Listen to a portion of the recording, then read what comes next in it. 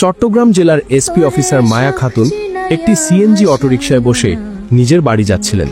CNG চালকের বিন্দুমাত্র ধারণা ছিল না যে তার সিএনজিতে বসা যে মহিলা তিনি কোনো সাধারণ মহিলা নন, বরং চট্টগ্রাম জেলার এসপি অফিসার। মায়া কালো রঙের একটি সাদামাটা শাড়ি পরেছিলেন এবং দেখতে তিনি একদম সাধারণ একজন নারীর মতোই লাগছিলেন। তিনি তার বড় বোনের মেয়ের বিয়েতে যোগ দিতে ছুটি নিয়ে গ্রামের বাড়ি যাচ্ছিলেন। মায়া ভেবেছিলেন যে এই বিয়েতে তিনি এসপি অফিসার হিসেবে নয়, শুধুমাত্র একজন খালা হিসাবে উপস্থিত হবেন। সিএনজি চালাতে চালাতে ড্রাইভার হঠাৎ বললেন, আপু, আপনার জন্যই আমি আজ এই রাস্তা দিয়ে যাচ্ছি, না হলে আমি এই পথ দিয়ে খুব কমই যাই। এসপি অফিসার মায়া খাতুন সিএনজিওয়ালাকে জিজ্ঞেস করলেন, কিন্তু কেন ভাইয়া, এই রাস্তায় কি সমস্যা আছে নাকি? সিএনজি ড্রাইভার দীর্ঘশ্বাস ফেলে বললেন, আপু, এই রাস্তায় কিছু পুলিশ সবসময় দাঁড়িয়ে থাকে। আমাদের এই এলাকার যে ওসি সাহেব আছেন তিনি সিএনজির বিনা কারণে চালান কাটেন আর সিএনজিওয়ালাদের কাছ থেকে কোনো দোষ ছাড়াই টাকা আদায় করেন। আর যদি ওসি সাহেবের কথা না শুনি তাহলে তিনি মানুষের সাথে মারামারি করেন। আজ জানি না আমার ভাগ্যে কি আছে, আল্লাহ করুন এই সময় যেন ওই ওসি সাহেব রাস্তায় না থাকেন, না হলে তিনি আমার কোনো দোষ না থাকলেও টাকা আদায় করবেন। এসপি মায়া মনে মনে ভাবছিলেন, সত্যিই কি এই সিএনজি চালক যা বলছেন তা সত্য? সত্যিই কি এখানকার থানার ওসি এত অন্যায় করেন?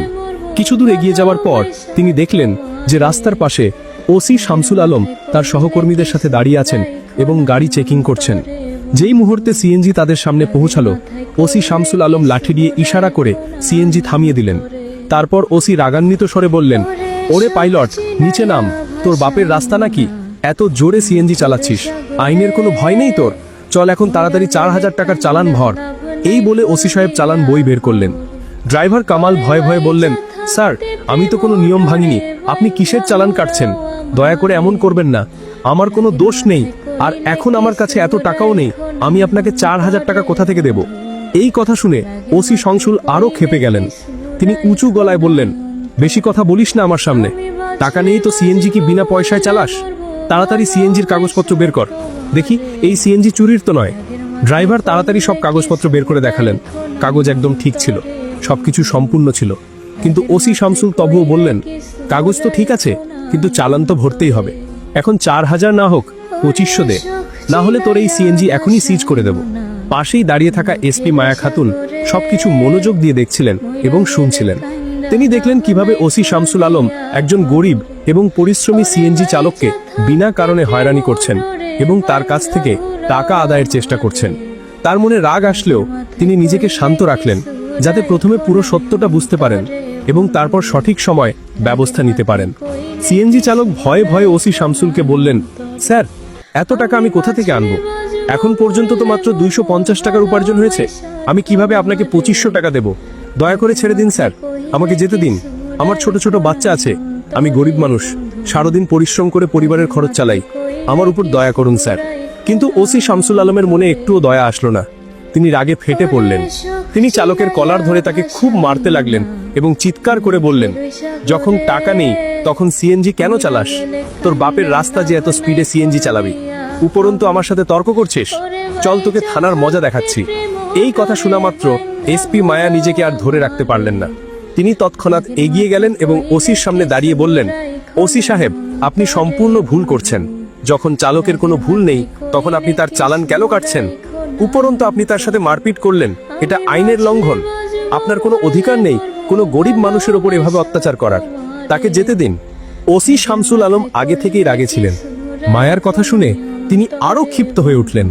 তিনি রাগে বললেন, আচ্ছা, এখন তুই আমাকে শেখাবি আইন কি? অনেক কথা বলছিস তো, মনে হচ্ছে তোকেও জেলের হাওয়া খাওয়াতে হবে। চল দুইজনে একসাথে জেলে থাকবি, সেখানে গিয়ে চালা তোর বাকি। মায়ার মুখ রাগে লাল হয়ে গেল, কিন্তু তিনি নিজের ওপর নিয়ন্ত্রণ রাখলেন। তিনি দেখতে চাইছিলেন এই ওসি আসলে কতটা নিচে নামতে পারে। ওসি শামসুল আলমের সামান্যতম ধারণা ছিল না যে তার সামনে দাঁড়িয়ে থাকা এই সাধারণ কালো শাড়ি পরা মহিলা কোনো সাধারণ মহিলা নন, বরং চট্টগ্রাম জেলার এসপি অফিসার মায়া খাতুন। শামসুল আলম তার সহকর্মীদের আদেশ দিলেন, চলো দুজনকে থানায় নিয়ে চলো, সেখানে গিয়ে দেখবো এদের কত সাহস। তখনই দুজন পুরুষ কনস্টেবল এবং দুজন মহিলা কনস্টেবল সামনে এগিয়ে এলো এবং তারা চালক এবং এসপি মায়াকে ধরে ফেলল। যখন তারা থানায় পৌঁছালো তখন ওসি শামসুল আলম বললেন, এদেরকে এখানে বসাও, এখন দেখি এরা কি করে। এদের আসল জায়গা তো এদের দেখাতে হবে। সিপাহীরা দুজনকে একটি বেঞ্চি বসিয়ে দিল। ওসি শামসুল আলম চেয়ারে বসেছিলেন। ঠিক তখনই তার মোবাইলে একটি কল এলো। তিনি ফোন তুলে বললেন, হ্যাঁ, আপনার সব কাজ হয়ে যাবে। ওই মামলায় আপনার নাম আসবে না, শুধুমাত্র আমার টাকা রেডি রাখবেন। চিন্তা করবেন না, আমি আপনার সব কাজ করে দেব।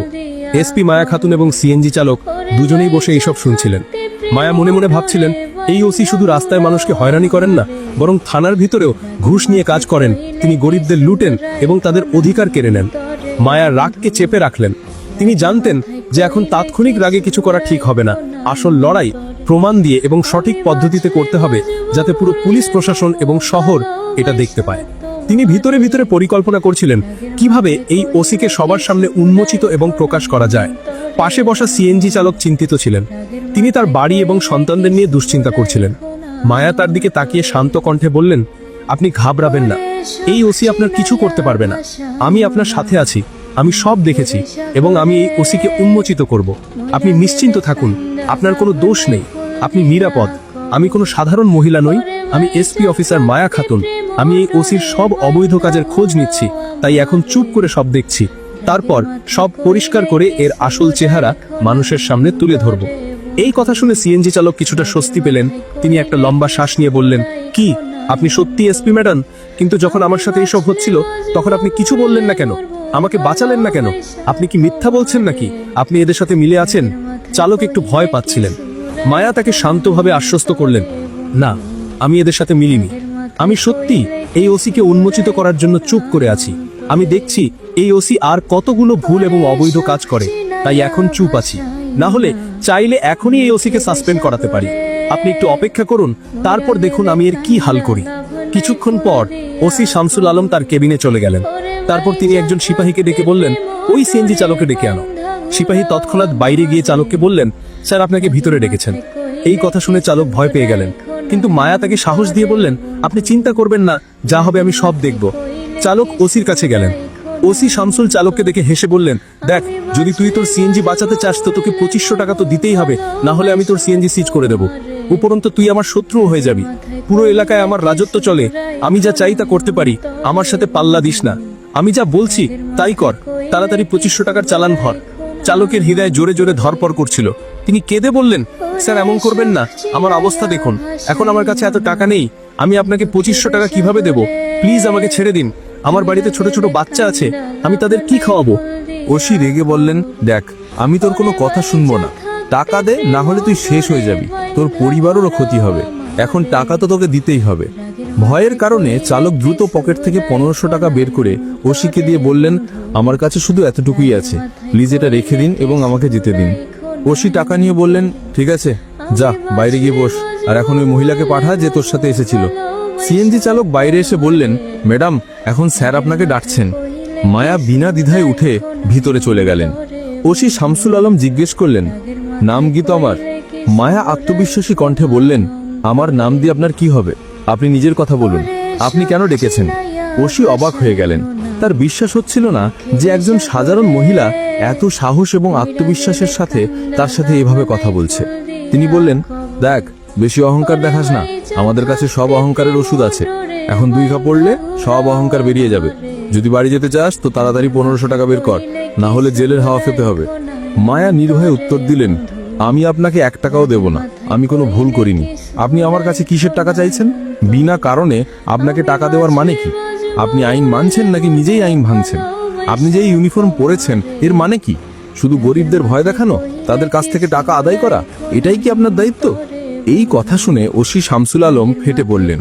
তিনি রেগে সিপাহীকে ডেকে চিৎকার করে বললেন, এখন এই মহিলাকে জেলে বন্দি করো। সিপাহী আদেশ মেনে এসপি ম্যাডামকে লকআপে ঢুকিয়ে দিল। কারো ধারণা ছিল না যে আজ যা ঘটছে তার ফলাফল কতটা গুরুতর হতে চলেছে। মায়া কিছু না বলে শান্ত দাঁড়িয়ে রইলেন। তার চোখে রাগ নয়, বরং দৃঢ় সংকল্প ঝলমল করছিল। কিছুক্ষণ পর থানার বাইরে একটি পুলিশের গাড়ি এসে থামল। গাড়ি থেকে অ্যাডিশনাল এসপি রহিমউদ্দিন বেরিয়ে এলেন। তার মুখে রাগ স্পষ্ট ছিল। তিনি সোজা থানার ভিতরে ঢুকে একজন সিপাহীকে বললেন, শুনেছি এখানে কোনো মহিলাকে লকআপে বন্দি করা হয়েছে। সিপাহী একটু থমকে বলল, হ্যাঁ স্যার, কিন্তু কি হয়েছে? ঠিক তখনই ভিতর থেকে ওসি শামসুল আলম বেরিয়ে এসে বললেন, কে রে, কি ব্যাপার? রহিমউদ্দিন তাকে দেখে বললেন, শুনেছি তুমি কোনো মহিলাকে লকআপে ঢুকিয়েছো, আমি তাকে দেখতে চাই। শামসুল আলম বললেন, হ্যাঁ ঢুকিয়েছি, চলুন দেখাচ্ছি। এই বলে OC Shamsul Alam additional SP রহিমউদ্দিনকে নিয়ে লকআপের কাছে গেলেন। তার সামান্যতম ধারণা ছিল না যে এখন যা হতে